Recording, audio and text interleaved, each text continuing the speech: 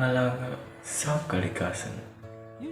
Ang kalikasan ay lakas ng bawat mamamayan. Saan man dako ng kalupaan, tao ay may tirahan.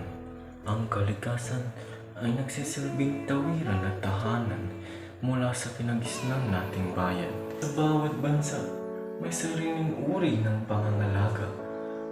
Ang mga tao ay may sariling payo ukol sa kalikasan. Atin itong tirahan at dapat natin itong pangalagaan sapagkat ito ang tirahan ng susunod na kabataan. Kalikasan ang susi ng bayan. Ito ay napagkukunan ng bawat karapatan.